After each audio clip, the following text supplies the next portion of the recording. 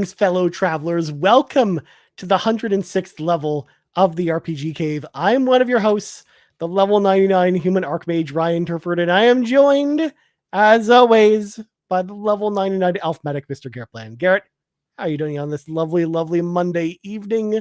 Good, sir. I'm doing good. Ryan, when are we? I know I ask this like almost every episode, but we really got to update. Like we are It's dying. fine. It's fine. My spells, like my Thunderbolt, still dealing damage. Fireball, Magic Missile, they're all doing great, Garret. I got that. Are they I doing can just good? pierce that armor. Are you piercing the goblin armor, the level Yeah. 106 armor? You know, I will say the mana levels are becoming a little bit more stringent though, because yes, I have to cast more and more spells because the enemy of course have more and more hit points because of we're course. under leveled at this point. They're becoming spongy. Yeah.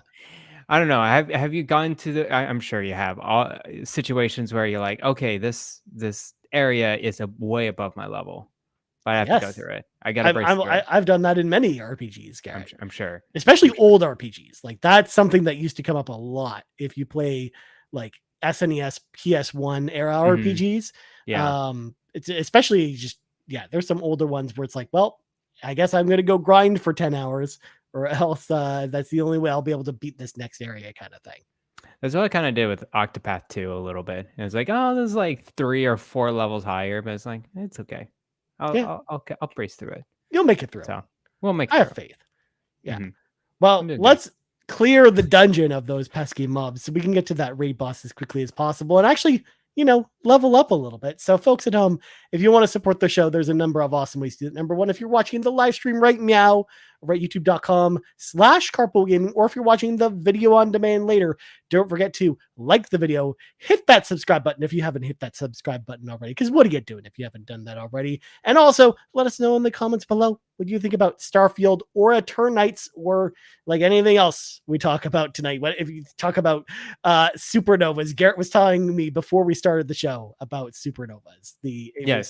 Sean shared this great YouTube video on the Starfield Discord channel over at Carpool Gaming, and man, there's a lot of physics behind that. And I'm like, I do enjoy my good, whatever people say about astrophysics, I tend to believe them just because they're the expert and they can really make some stuff up and not really prove it. They can just say it and you believe them.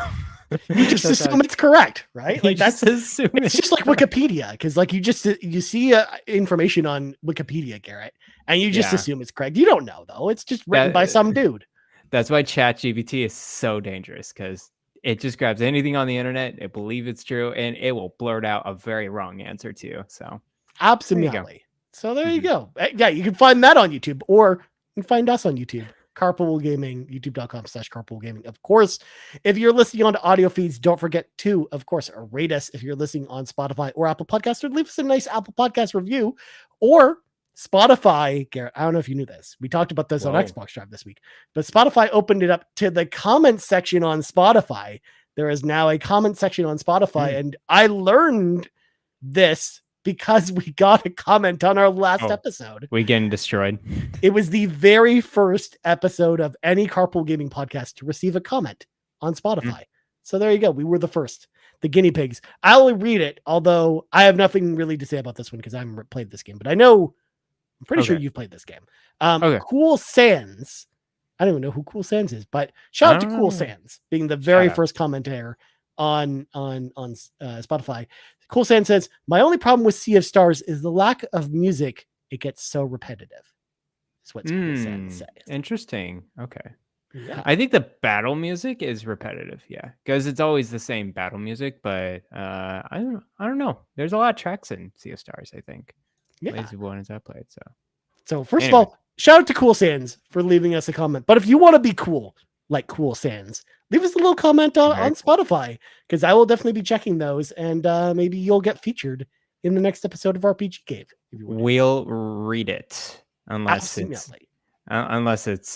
super crazy, who probably won't. Like we're not doing a Baldur's Gate 3 episode right now. I'm just like vehemently opposite against it right now. No matter how many times Darth Stridius asks us that question every single week, Garrett, it got to the point where I'm no longer putting Darth Stridius's questions on the question block because that's all they are at this point. Well, it's just, when you ask it again, that game is going to go like a few months further for me. It's like, I don't really want to play it now. And it's in January to May now.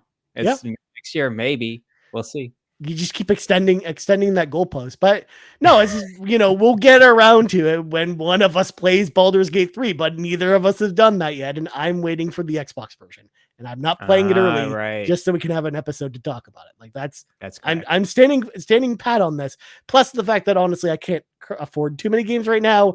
And I already am very excited for Mortal Kombat this week, Garrett. So that is like, this is going to be the wave of fall games coming up September and October, November. It's heavy hitters. I mean, the fact that Bat and Kaidos got sacrificed for Mortal Kombat, there's no way Baldur's Gate is coming in here and swinging in and stealing that spot at this point. That's true. So there you go. But also, if you want a little bit extra from us, some extra content or exclusive content or one big podcast feed with all the podcasts on it for Carpool Gaming, head over to Patreon, patreon.com/Carpool Gaming. Throw a little tip in the old tip jar, and out comes content, including, of course, the Patreon podcast for Patriots podcast. Starring me this week, we have a rotating cast of all the co-hosts. Nice. And this week was my turn. I talk about, my break. I answered people's questions.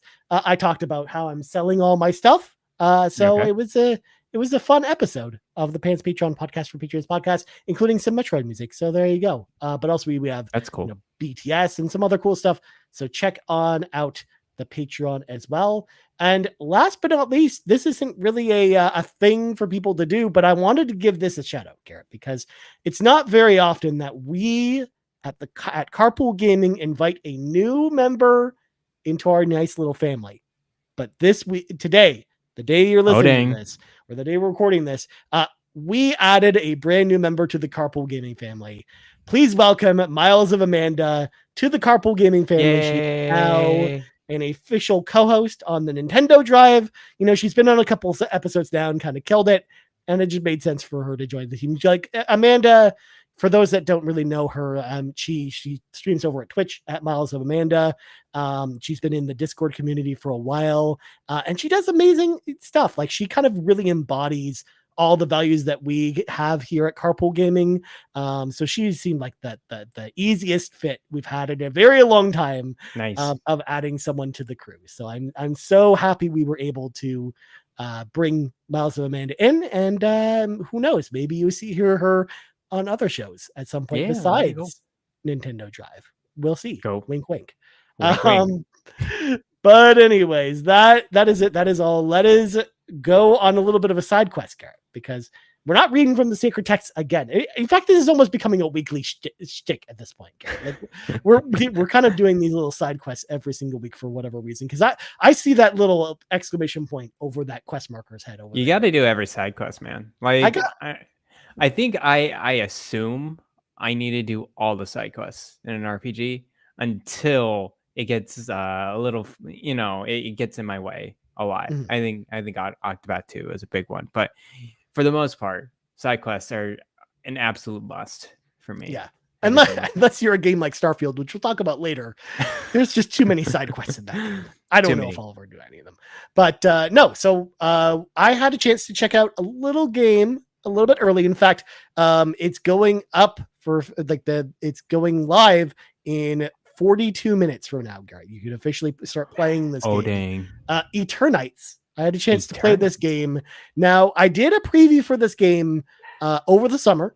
We were provided kind of like a preview build of the very first dungeon of Eternights.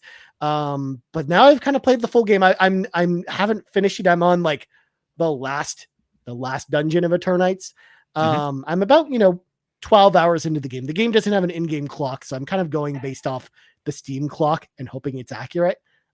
There has definitely been some idling there, so who knows where I'm at this point. But Garrett, I don't know if you've seen this game before, but it is a third-person action RPG / dating simulator / persona-like, which of course, when you use words like that, like Ryan Turford gets very, very interested in your game.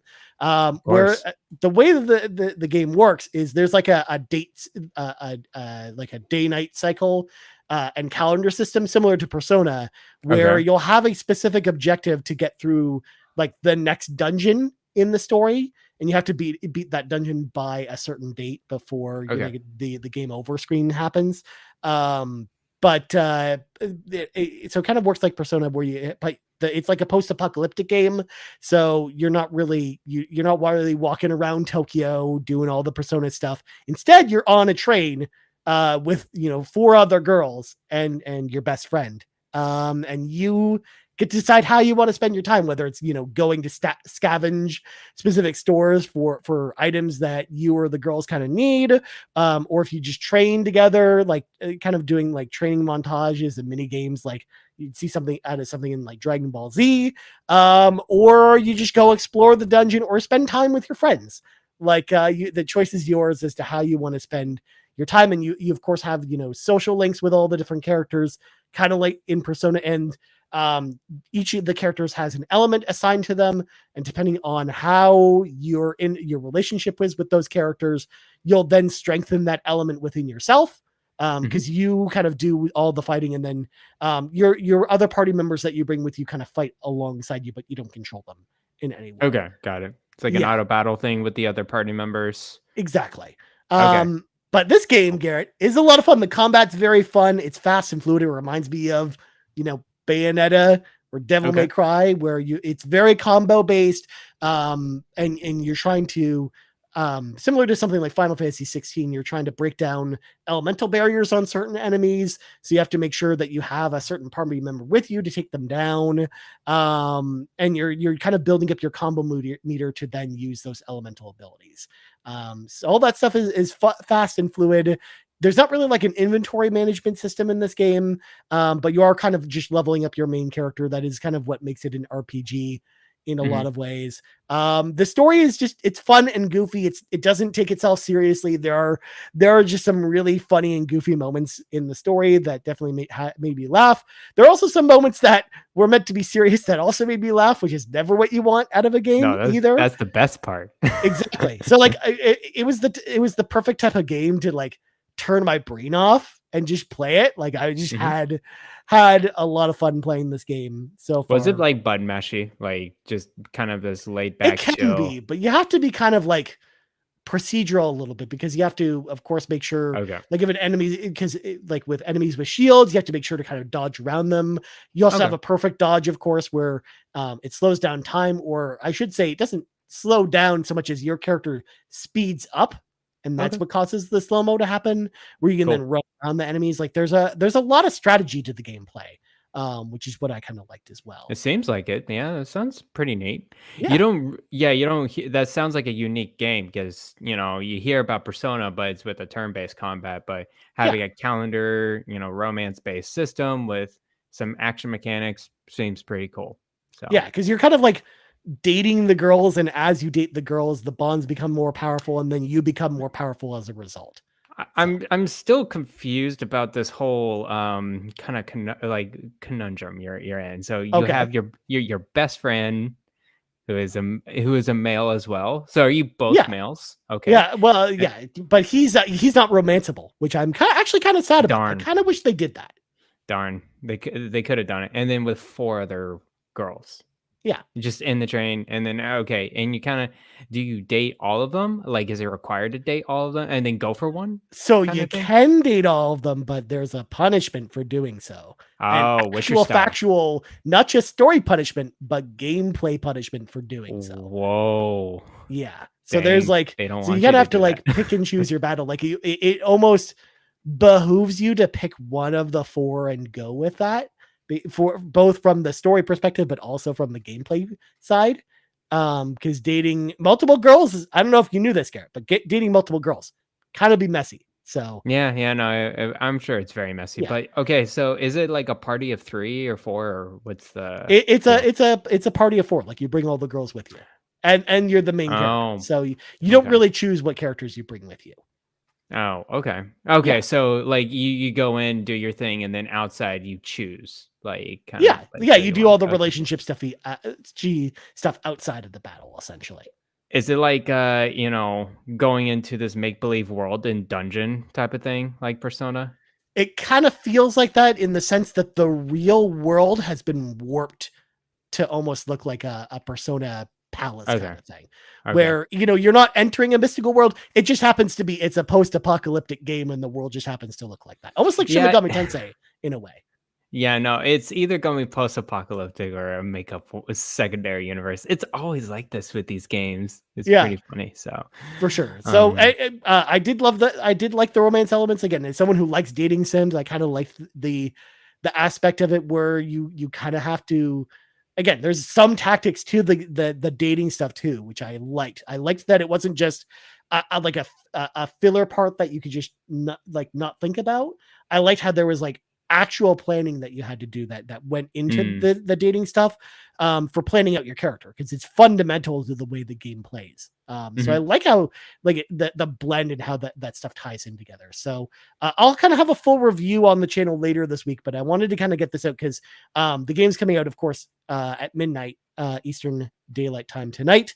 And this game actually is not that expensive. I think it's $40 Canadian. And there's even like a launch discount where if you buy it at launch, it's actually like $10 off. So it actually is like it's not a full price game. And it's also not super long too. Like I said, like I think you could beat it in probably less than 15 hours. Like it's not that's a good. long RPG, but I don't know. I had a lot of fun with this game. Reviews are kind of all over the place though. So, I think taking a look at other people's like thoughts on the game, I think if you're not into trash in the same way that I'm into trashy games, you're probably not going to like this game, but I actually had a good time with this game. Like I don't know. It's just a fun, goofy story with really fun combat, which just gets me excited. Yeah. It's interesting to hear, reviewers reviewing a game. They're going to have their own preset of expectations for a game. And then, for you, it's like, okay, I kind of understand what this tier of game kind of is. And you kind of it's a studio you never really hear about. Well, it's their first game and it's one dude who made it. So that's actually pretty good for just one person, maybe contract work, here and there. But like that sounds pretty successful. I would say. And then you just hear other reviews. It's like, oh man, compared to Persona 5, this is trash. And it's just like, well, they're two very different types of games. Yes, it borrows elements from Persona, but it's not Persona. But I like it's a defensive game in the same way like even more than something like Starfield is, where some people really like this game like I do, and some people are just like, no, thank you, 2 out of 10 kind of thing. So yeah. Either way, I encourage. We almost wish there was a demo for this game. Because there was like a timed demo that was out during Steam Fest, but it got pulled down after Steam Fest ended. I almost wish they would put that back up, because I think that might actually get people into this game a lot more, because I think it's definitely a fun game that's actually worth your time. But maybe obviously if you might not want to jump in right away and wait for a sale or something. Who knows? Yeah. There you go. That's Eternights. I wanted to bring it up now because, like I said, it'll be my review's running a little bit late because real life kind of got in the way this week. So I wanted to make sure we talked about it today. Oh, that's good. But now, Garrett, it is time to read from the sacred texts. Literally, it's time for the Elder Scrolls, the sacred texts. They're kind of the same, right, Garrett? So Garrett, you came up with a great idea for tonight's show. So I actually, you know what? I was going to tee it up, but I just talked a whole lot. So I would like you to tee it up, my friend, since it was your idea. Yeah, sure. I mean, I've been, of course, the biggest game releasing this past week to everyone, Starfield, of course, made by Bethesda Game Studios. I think we all know who Bethesda Game Studios is and what kind of games they make. There's a lot of reviews out there going back and forth. They can be glorifying it or have some not so like critiquing it and putting in a lower score and people freaking out about that too. I just want to lay down kind of a baseline foundation of what a Bethesda game truly is and what do you expect out of it. What are the pros and cons behind a Bethesda RPG? And yeah, that's pretty much what I wanted to like discuss about. It's just like, okay, let's go into each individual part of a Bethesda game, because I think a Bethesda RPG is pretty unique. It's very unique compared to your average or typical RPG that you find in other studios. That, you know, they other studios make fantastic RPGs as well. I just think Bethesda has its own uniqueness to it. So I just want to talk about it. And Nice. yeah. We Now, could cover Starfield, and we can. oh, I we mean, have just a little questions bit, about Starfield. We'll at least of talk course. about Starfield at some point, Garrett. It doesn't have to be right now, but like Starfield, of course, it's the newest game, so of course it's getting pulled into this conversation in some way. Oh, for sure. Although we already know the true answer to what makes a game a Bethesda style RPG, and it's if you can collect 1,000 wheels of cheese and just hold them in your inventory and just put them down anywhere in the world. Yes, because if you can do that, then you're a Bethesda style RPG. Yes, for sure. I think only, but unless it's like a non-RPG, I know other kind of object-based simulators, I'm sure can have that, but you have to be an RPG as well. I mean, didn't you see, Garrett, the person who got all of those potatoes and put them in their ship and just filled their ship with potatoes? So good. Oh my God. So good, man. There were so many potatoes. The physics behind those potatoes, it was pretty interesting, not gonna lie. Like, the door just opened and just kind of just cluttered all the way down to the floor. And I'm like, that's satisfying. I want like 1,000 potatoes now and just drop it in my spaceship now. Absolutely. So that kind of, like swerves us into our main, our first kind of little bullet point, which is mechanics. Because one of the mechanics in a Bethesda style RPG, number one, you can pick up everything. That's a mechanic. It's a feature in the game. You go pick up everything. Yeah, you're like, ooh, the nice little wine glass. Let me just help myself. Oh, knives, a set of knives and forks. I'll just pick those up too. I can't really use them for anything, but I can carry them around. They're worth 1 silver. I have a question for you about this specifically. Okay. Why do you think they feel like they need to individually, like, have these objects kind of set in place? Because you see it kind of everywhere, and it's been really in the past 3 Bethesda games, in Starfield and Skyrim and Fallout 4, maybe Fallout 3 as well. I mean, maybe not as much, but definitely Skyrim. No, they had stuff like that going all the way back to Morrowind, Garrett. Like, oh really? Just on a lesser level, but it's still like like I remember in Oblivion, like Eric carrying all kinds of crazy stuff and just walking around with like plates and stuff. Like, okay, and they seem so like worthless, and they are worthless. They are literally worthless.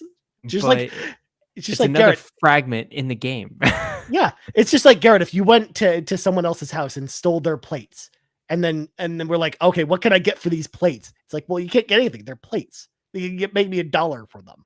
Like, that's the way it is in this game too. It's just like, well, you can pick up all this stuff, but it's not really worth anything, and you can't really do anything with it. Yeah, but at the same time, I go through many different areas of a Bethesda RPG, and I really search, because there is definitely a diamond in the rough of junk that is in there. It's actually really funny how much you can really get just scavenging throughout. Like I was going through just one of the beginning levels of Starfield, and I think I combed this space station at least 6 times, and every time I found like a new. I was like, oh, there's a med pack. I completely skipped that last time. So it's pretty interesting. It's like, here's a cluttered mess, and I think they do it really just because it looks very real, you know, realistic, and it's like, hey, you can have all of these objects and you can pick up however much you want.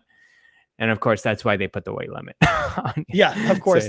Because people keep asking why they don't just remove encumbrance. Well, because it'd be like you would just end up with thousands upon thousands of things in your inventory if they had no encumbrance at that point. In fact, people still do that in Starfield, because you can move your items from anywhere you are to your ship's inventory, and your ship's inventory is infinite. So people just store all that stuff there instead. Oh, dang. Yeah. Well, the ship's inventory is 450. I thought there was a limit to that. Well, maybe there is. I don't know. I've never hit the limit. So Yeah, so okay, yeah, object oriented, kind of mechanics. I think that's definitely a unique Bethesda RPG, so 100%. check off my there. Sean, alluded to another good point in the chat for mechanics wise. Lock picking mini Lock games. picking. It wouldn't be a Bethesda role playing game, Garrett, if there wasn't a lock picking mini game of some kind. That's true. Every one of them has a different one, and they're all terrible. They're all terrible. Okay. Yeah, sounds good. I mean, I don't know. I don't know how you feel about it, because I've never liked their lockpicking mechanics ever in any of their games. Like, there's not one that's really stuck with me. It's like, you know what? That's actually kind of fine. Okay, that's interesting. I was there a difference between Fallout 4 and Skyrim and Fallout 3? I don't think so. I think they were all similar, right? They're different. I know, like Oblivion, you have to like push up the coils with the lockpick. Oh, the coils is no. And then in Fallout 3, you had to like you had the two, and you kind of had to like match them up in a specific area. Yeah. So Skyrim and Fallout 3 are the same, where you had two picks, and you're kind of like going around and like trying to lock one on the left hand side and on the right hand side, and then all that good stuff, rotating it. I enjoyed the lock picking on, at least in Skyrim. That one was pretty good. I know people, I think it's annoying as well, because it could be very sensitive, and you think you're at the very right part of at that pick, but and then you go all the way turn, and then the very last tick, and it just breaks your pick. Yeah, and it's just like, oh man, that really gets you. But I did get pretty good on the Skyrim lock picking. I think the Starfield one is the best one, though. The digi picking? I like the digi picking a lot. Yeah. I don't mind it. Like, I like the fact that it lays out all the different, combination styles. So it kind of makes, like, I like that it presents that all to you, and it's almost like a puzzle that you have to figure out. I just don't always love, like, when you get to like the harder digi picks, it can be kind of like a head scratching nightmare with some of that stuff. Like, it almost feels like there isn't a correct answer, and you're just wasting your time, kind of thing. I get that. So yeah, of course, lock picking, that's definitely a must, a requirement. Also, Garrett, I loved how when you were saying how you kind of liked the lock picking, you recoiled, thinking that I might kick you off the show for something like that. But please, you didn't say that you like Final Fantasy X, so you're good. Oh, okay. Yeah, no, we're definitely on the same page with Final Fantasy X. At least that mini game is not in there. So there you go. Exactly. So other mechanics that you think make a Bethesda game, I know I've got some good ones for progression. I'm trying to think of like other mechanics that make like choices, for example, like dialogue choices. Always been a thing, even going back to Oblivion and Morrowind. That's always been a kind of a thing for games where they wanted you to kind of like make your own character and kind of live your own experience in these games. Yeah, it's choices, but it's also like, you get to a certain branch point, and then like Bethesda has a very particular way of going about it. It's like, okay, you're gonna definitely intimidate for this choice. You're definitely gonna try to persuade for this choice. And they really, kind of give you a diversity of options there. But it's a specific format because you see it in every Bethesda RPG. Like, here's the choice. Figure out how to pass by the conversation, or try to do something else other than the conversation. So yeah, definitely. Also, stealth has always been a part of Bethesda style RPGs, and not just stealth, like sneaking by enemies, but number one, being able to pickpocket any of the characters that in the world. But also, two, having sneak damage has been like a big part of all the games as well. Like, getting the jump on the enemy has actually been like one of the easy like ways to make the game easier if you're struggling with it. Like, and that only increases as you kind of increase your sneak skill as you kind of progress your character, which we'll talk more about when we talk about character progression. But that's another one that came to mind as well, because I always kind of make like the sneaky characters. I think it was pretty easy in Skyrim to sneak. Mhm. I think that was the most easy one. I don't remember doing it too much in Fallout 3 and 4. I think I was more guns blazing. And I don't know about you, man, but I think the sneaking in Bethesda RPGs is, at least for me, it's difficult. It's like Yeah. it's not meant to be like, well, it's gonna give you the option to be sneaky, but it's not really a Dishonored stealth RPG Yeah. type of deal going. So And like stealth yeah, is not the main focus, so of course stealth that's is true. not like it's not perfect in this game. But I do think in Starfield it gets better, especially if you level up your stealth Okay. um, skill, because it gives you a lot of visual indicators to indicate where you should be standing to not be seen, kind of thing. So like Hmm. I actually think like it does a really good job of keeping you hidden in that game in a way that some of their other games didn't. Mhm. You remember, Skyrim Snake level 100 is just like Yeah. I love, You could just how walk up to someone and they'd be like, "I don't see anybody here." Bethesda breaks its own games Yeah. with its mechanics. It's to the point it's just pretty funny. And yeah, Sneak level 100 is the famous one, where yeah, you be just attacking anyone and then you just crouch and then they just all just don't know where you are. It's Yep. hilarious. Yep. Oh, a bird must have just flew by. Yeah, yeah, pretty much. So there you go. Yeah, that's a good primer for all of these different mechanics for a Bethesda RPG. What do you want to jump to next? Well, I know you've got story listed next, but let's talk about progression because it kind of ties into Sure. mechanics. Because like that, those kind of tie like they're pretty close together. Because one of the things that I like about Bethesda RPGs is like the idea of leveling up your skills as you use them.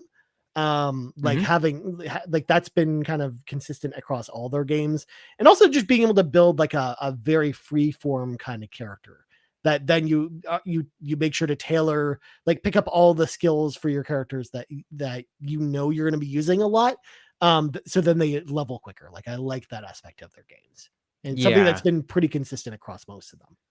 Yeah, once you lean on a certain mechanic, like whether it's persuasion, sneaking, or guns or whatever, as I said, yeah, level across quicker. I think Fallout is a little different, where it's like it's really just perks, Mhm. right? For that one, so you don't really progress too much based off of skills or something like that. Starfield is getting this hybrid approach, which I think is interesting. Mhm. Um, uh, kind of like, you know, enhancing the perks as you use them, but you also it also costs some perk points as well.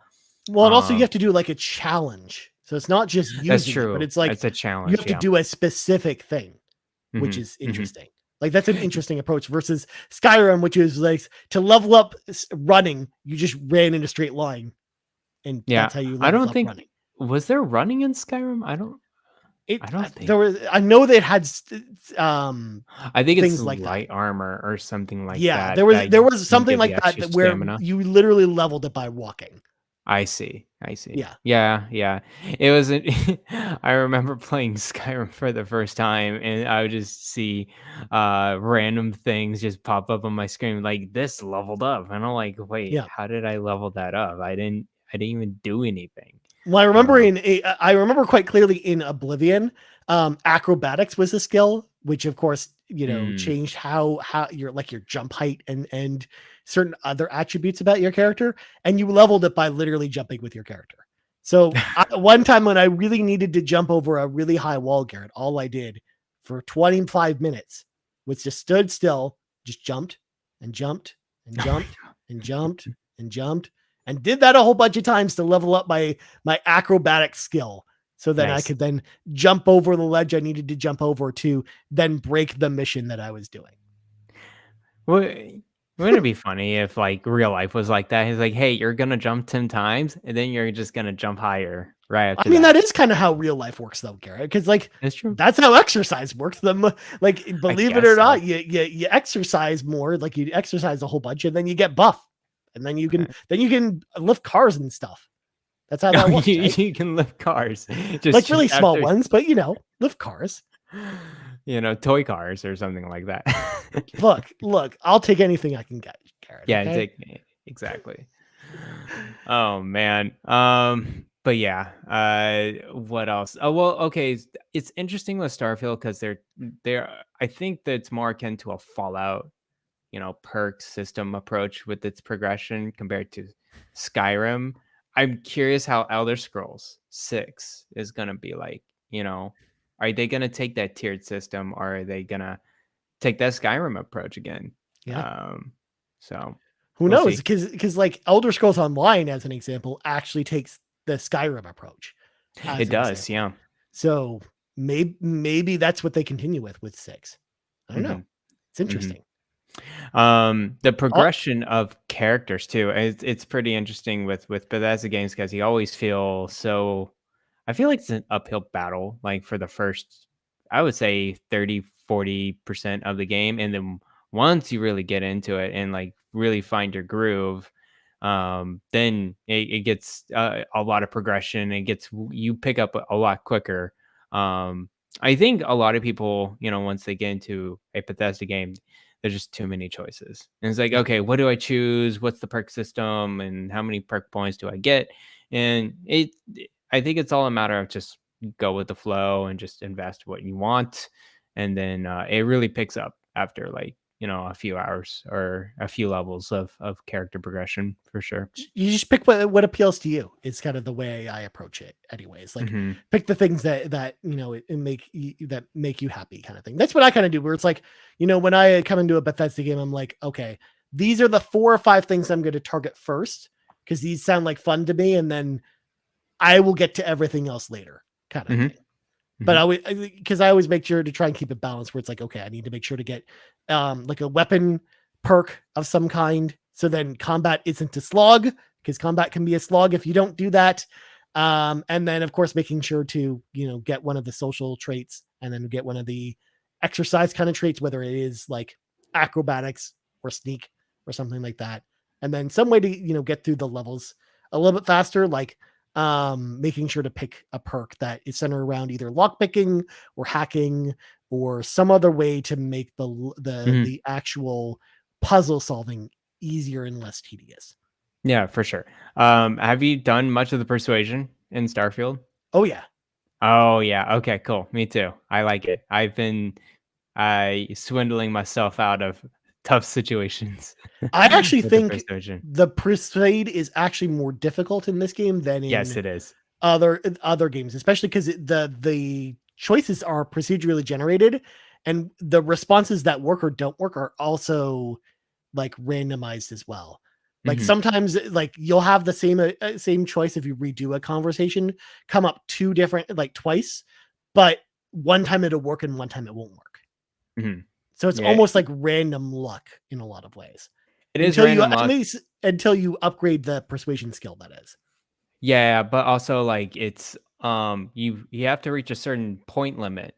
Yeah, and then like the choices have different tiered like of luck. So like 2 points can be pretty easy, but 8 points is gonna be very, very hard.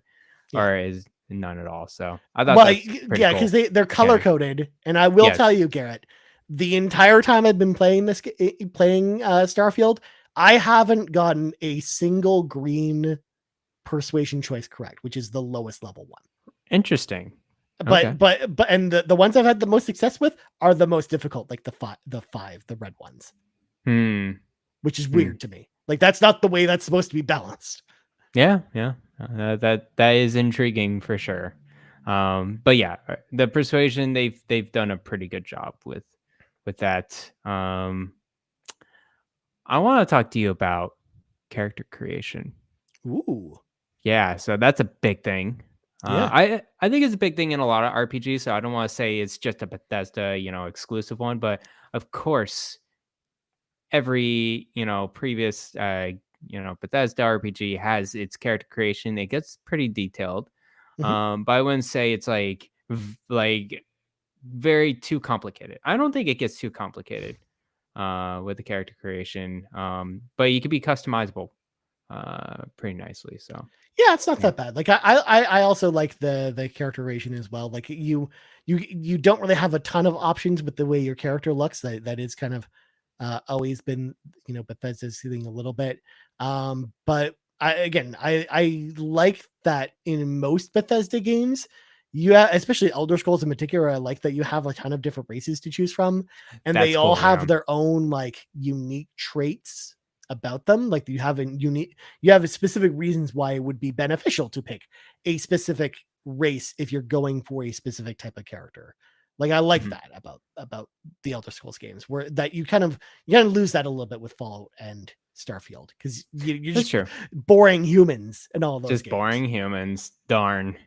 But Yeah. yeah, Skyrim definitely has a lot of different races, and I like how it corresponds, like, your appearance or your race or whatever, Mhm. to like that very beginning scene with the dragon. It's just like, hey, if you're like a high elf or an orc, the character right in front of you will respond the way that they would respond to you corresponding that race. So Yeah. yeah, Exactly. But super cool. also too, again, I like when you're building your character and you're not really locked into like here, like they give usually in most Bethesda RPGs, they'll give you a list of like pre-built character classes, Mhm. but most of the time it's just like you can also just build your own, and here are all the choices you have to choose That's from. true. Like I like that Yeah, flexibility that they give you. me too. Yeah, if you just want to choose a character and just like have just go after it, then do it. I think, yeah, Starfield doesn't have that uniqueness of like, well, maybe it responds to you if you're male or female or they them. I don't know if they had that, if you had that interaction at all. I Uh, haven't really know. yeah, me neither. Maybe I'm when it imagining goes it to, comes up. Like I don't imagine mhm. they'd have you put it in if it didn't come up in some way. Yeah, yeah, yeah. Sounds good. Maybe with the romances, maybe that comes up. That's what I was thinking with the romance options, possibly, but yeah, cool. Sounds Yeah. good. Which is actually weird for a Bethesda game to be thinking about, because most of them do not have romance options. That's true. Yeah, the only really romance options you get is with your companions, Right. possibly. And so if you want to talk about companions, I think that's one of the biggest things about these Bethesda role playing games is here's a companion, and they do this with every RPG too. It's like, oh, you want this character to come along, and it's like, oh, okay, yeah, they want you to have them as a companion and they have different perks and pros and weaknesses or whatever. And once they follow you around, I think ever since the Fallout 4, so pretty recent, it's just like, well, actually, I think Skyrim does this, and I'm sure previous RPGs, but it just feels more dynamic with Fallout 4 and Starfield. The actions that you do, Mhm. they may like it or may not like it at all. So, Yeah. Well, that's interesting. any companion that's with me, Garrett, usually does not like the actions that I'm doing, because Are they're you a just like, loner? well, usually yes. In fact, Okay. I love how you start talking about companions when that's never a feature I usually interact with in any of the Bethesda games, because Interesting. I usually end up murdering all the people who want to be my companions. Wow, you are pretty evil in a Bethesda RPG. Well, I will say this, Garrett. In real life, because I remember this coming up on X, of course, formerly known as Of Twitter course. once, Yes. where they're like, what is your real life, value on like the D&D, good versus evil kind of scale? And I looked at all the choices, and I'm like, you know what? I identify as neutral evil, in real life. Like Mm, that's got it. like the box that I check when I look at, where I fit on the D&D morality system. Mhm. So it just makes perfect sense that in these types of games, Garrett, I would make the evil choices most of the time. Yeah, evil choices, kind of a loner, and go against. I think maybe there's one or two companions that could jive with you, but other than that, Oh no, I picked in Starfield as an example. They give mhm. you the option of a background, and with some Yes, things that come along with it. And one of the backgrounds I selected was introvert, where I do not like being around people. And when yeah, when my that was character's around fun. people, I do less damage. I did choose Adoring Fan, and now I think I'm kind of regretting that one. I think it was funny, like the first 2 or 3 hours of the game. Yeah. Not so much right now. I was just like, oh, okay, bud, you can be No, quiet now. instead, Garrett, I chose the better choice, which is Wanted, where I've got bounty hunters chasing me all over the place, and instead of an adoring fan showing up, I have bounty hunters who have come to claim my head, who then I can murder and steal all other stuff. How is that? It's Do you fun. like that? I like that Okay. aspect. I Alright. like what like because then it increases my bounty, and then the city guards try and murder me, and I just kill them too. It's great. It's a whole GTA situation going on, going Kinda, up these stars. kinda. I mean, at this point, I told Sean Capri on Xbox Drive this week that because we talked about Starfield a lot there.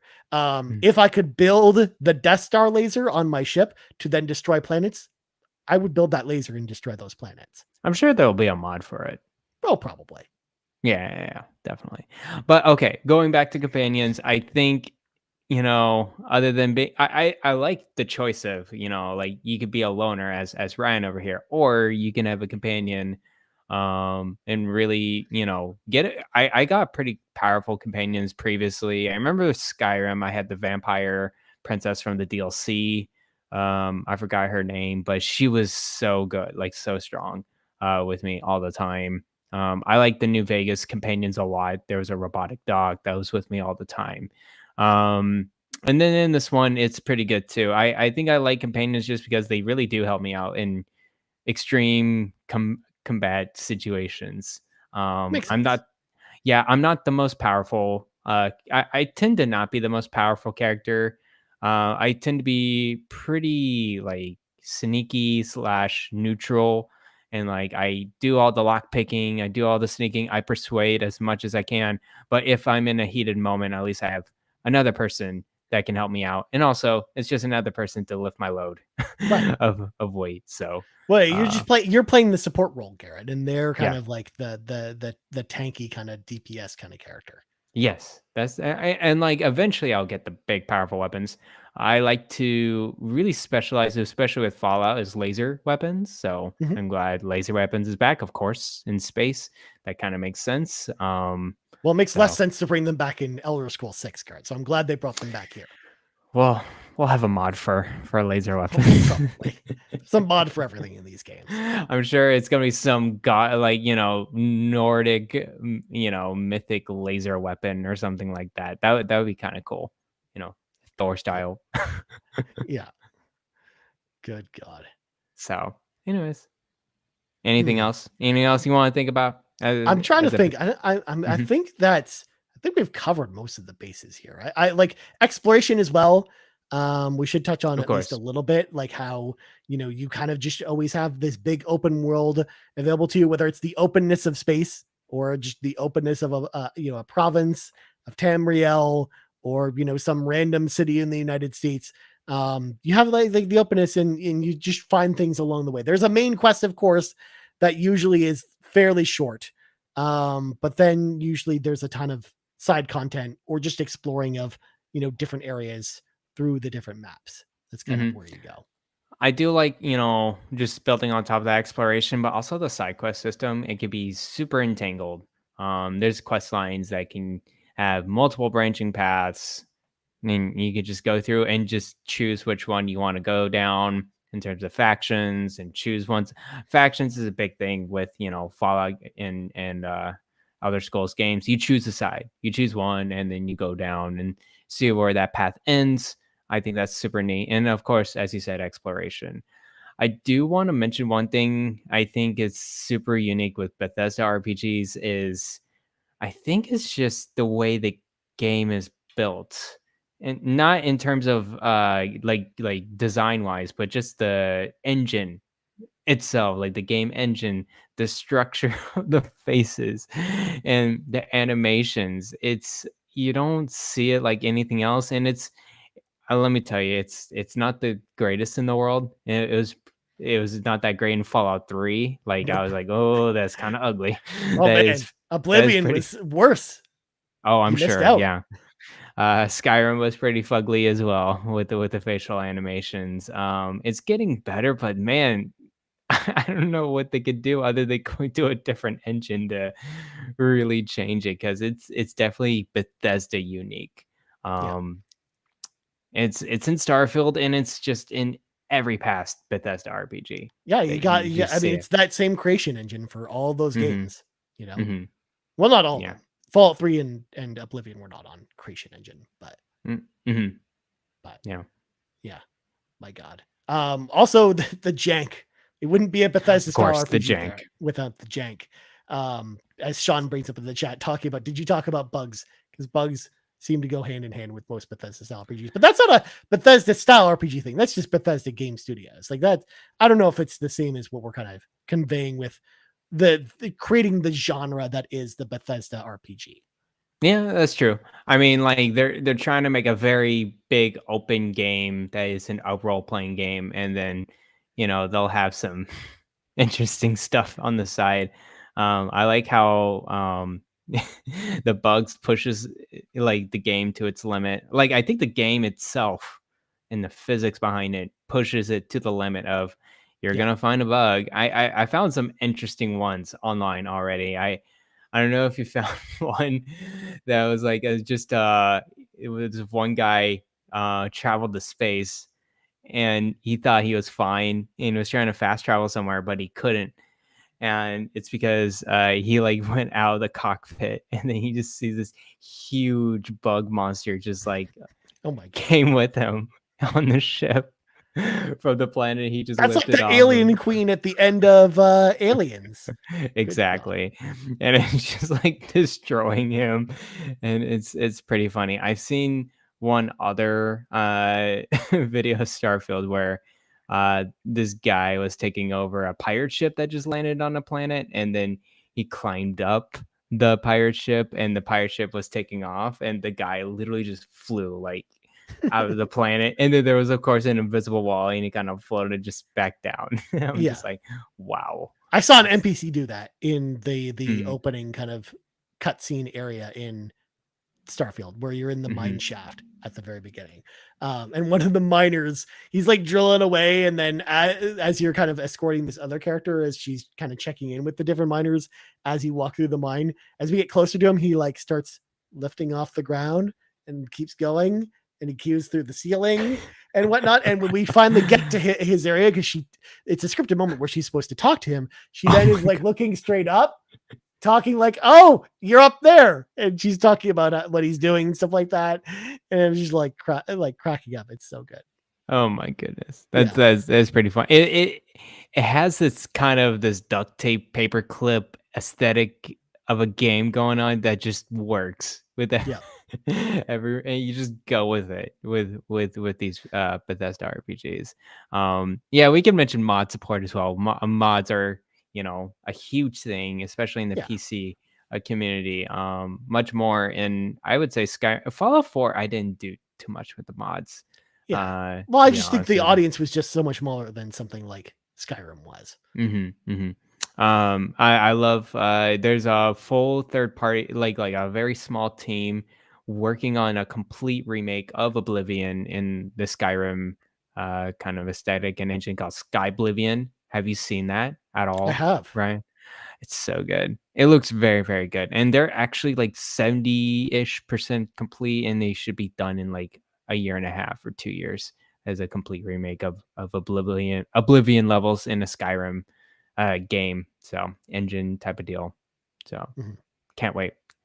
And all the mods are already going on Yeah, in Starfield. Thomas the Tank Engine, of course, always making a great Is entrance of course. in all the Bethesda games. All kinds of weird stuff. Like the weirdest things I've been seeing with Starfield, just in the launch period of Starfield, is people editing like the Sony Computer Entertainment like startup That was screen dumb. Oh to my the game. Like, gosh. what is going on here? Oh my goodness. Or the people who modded in Spaceball 1 from Spaceballs, like the ship from Spaceballs that turns into the giant I maid who love sucks up the it. planet's air. Like that's interesting too. Like I love it some so weird much. mods. Yeah. That's the best. I saw one that it was pretty neat where they just changed the INI file, and they were able to go outside in space and land on asteroids and like put an outpost on an asteroid itself.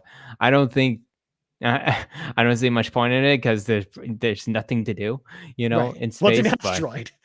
Yeah, exactly. It's like you're just in space, but I think it was neat that there's a lot to unpack. What happens if that asteroid, Garrett, is hurtling towards a planet with people on it, and then Bruce Willis and a team of oil drillers are sent up to that asteroid to then plant a nuke in that asteroid and blow it up, and then thus blowing up your outpost that's on the asteroid. That one's for Sean Capri, by the way, because of course that's the plot of the hit movie Armageddon, now available on DVD. The thing is, okay, so the logic behind this type of thing, if you blew up an asteroid, that's even so much worse, because it's just not one big object, but millions and millions of smaller objects hurtling down towards you. I mean, you use a nuke, Garrett. You use a nuke and it nukes the whole thing. Again, this is what Armageddon taught us. They saved the entire world that way. And whereas, one might dare say, Garrett, a more superior asteroid movie that is more based on reality, Deep Impact, thus showed the reality that you're talking about, Garrett, where, when they try and blow up the asteroid, it doesn't blow up the whole thing. They're able to get rid of kind of the big piece and it falls down in like small little pieces that burn up in the atmosphere. But there's one big piece that's still coming that like destroys half the Earth, essentially. Well, that sucks. Yeah. And yes, Sean corrects me. Well, actually, it's a comet, not an asteroid. Same thing. The same thing. Sean. Yeah. It's just a rock in space. It's a rock. It's a space rock. Down. Of course. What's the difference between a comet and a meteor? That's actually a good or an asteroid. Okay, three terms: comet, asteroid, or meteor. Comet is the one that like is it made out of ice? Or there's some ice involved with it? I don't know. I don't know. I don't know science, Garrett. You're the doctor here. You're supposed to know all this stuff. Oh, well, Sean will lecture us. He's yelling at us in the chat, so maybe it's probably best just to ignore it, Garrett. Just move on. Yeah. Anyways, I think that's pretty much what I have with the Bethesda RPG. I think so. Well, I mean, we've been going for an hour. We should probably get to some of these questions about Starfield. Sounds good. So, Awesome Dave 1337 says, we all know a true Bethesda RPG means some of the greatest jank seen in a game, such as the Skyrim giant launch. Because yes, this also comes back to your little question about asking about, specific game things that make Bethesda RPGs. Yeah. You remember the PS3 launch of Skyrim? I remember. Yes. Oh, I remember that.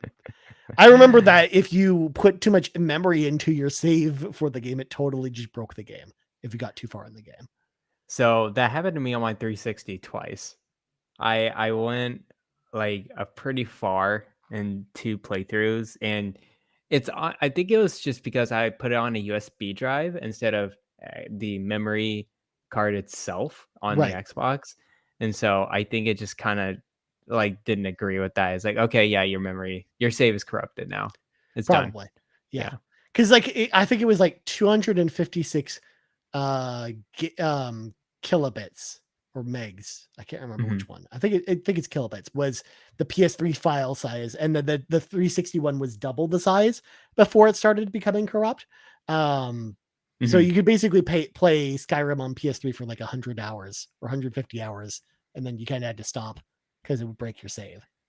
Man. Yeah. Or it would just get glitchier and glitchier as you would go through the game.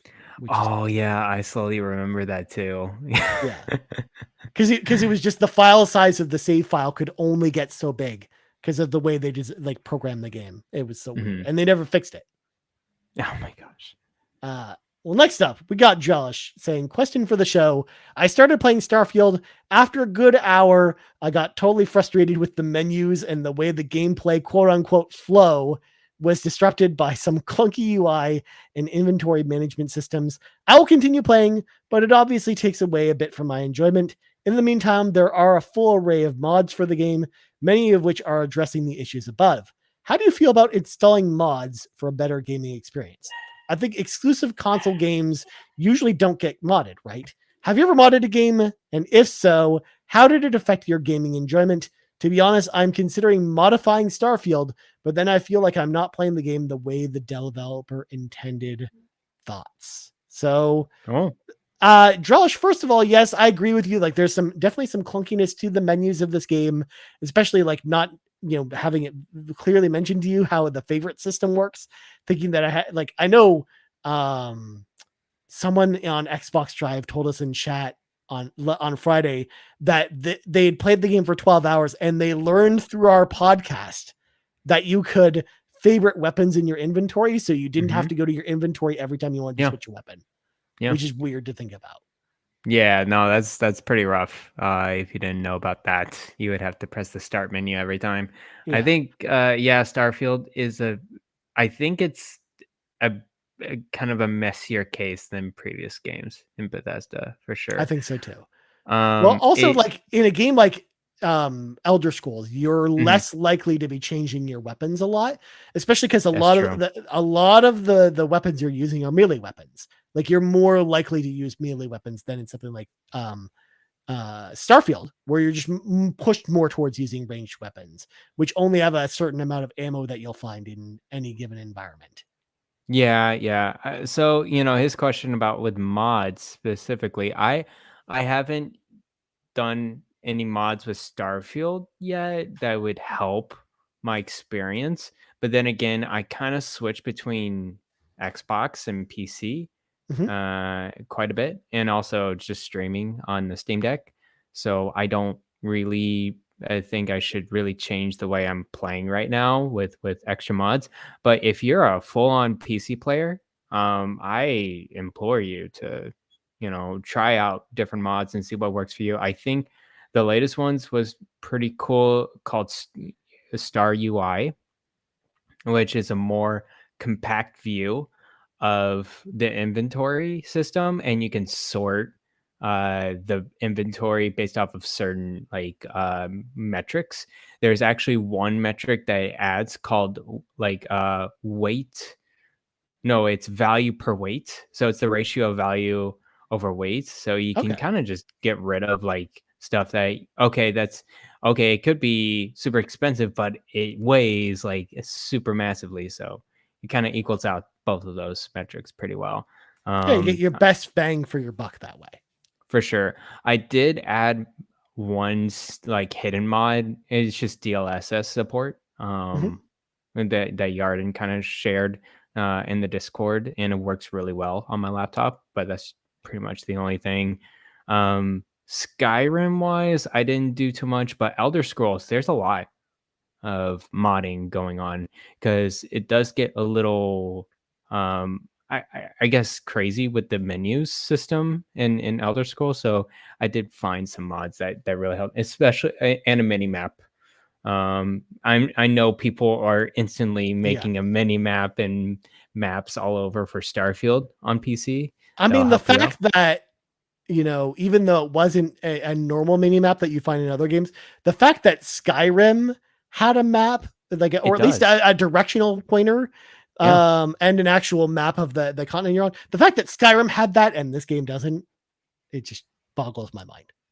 Yeah, and you have local kind of maps too. Yeah. Like within a cave, there's a whole thing you can get for Skyrim, but Starfield, I think it's because it's procedurally generated and the way the maps are generated. Man, I just hate how the star map is kind of embedded with the surface map. It's kind of the same area. And I'm like, no, the surface map is going to be a completely different navigation than how I'm doing a star map. I don't press B and I go to the galaxy. I don't want to do that. So,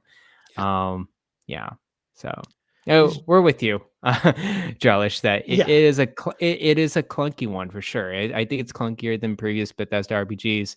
But I think try out Star UI, and I think I know there's some mini map mods that Drellesh, I would encourage you, if you're gonna get more out of the game or maybe enjoy the game more with mods, then just feel to do that. And then that's the type of thing where it's like, hey, you take to social media if you really want to let the developers know. Hey, I loved your game.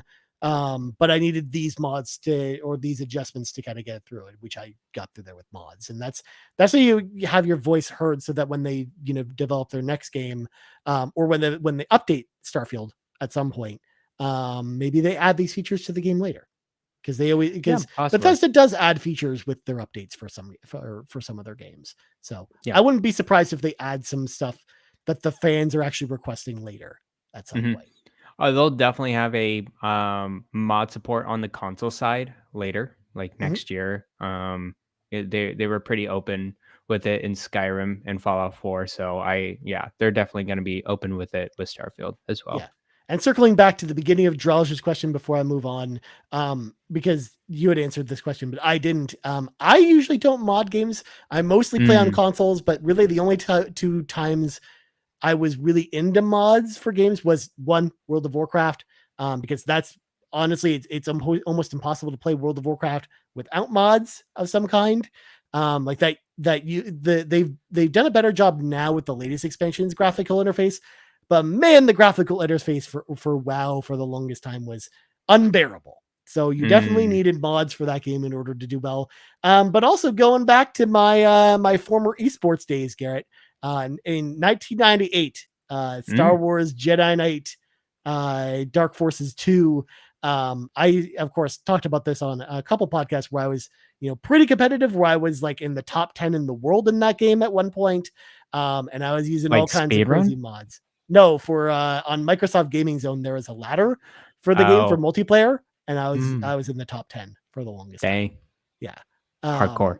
Yeah. I used to go and play in tournaments all the time and win some prizes and stuff. It was super cool. That's cool.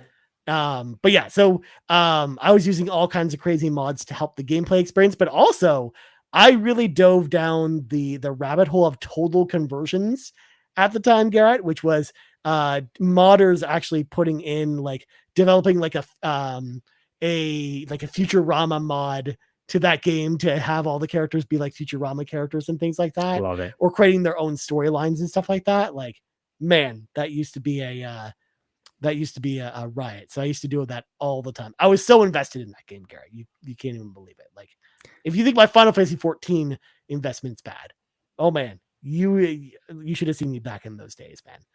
Interesting.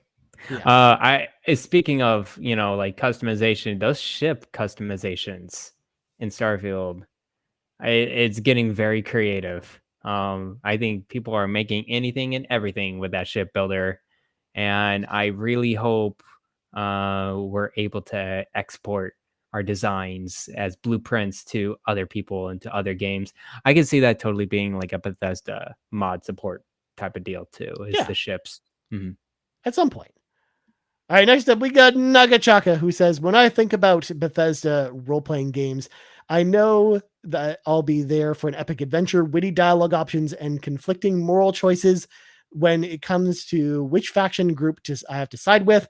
I haven't played Starfield yet, so please tell me, does Starfield meet my criteria for Bethesda RPG based on what you have played so far?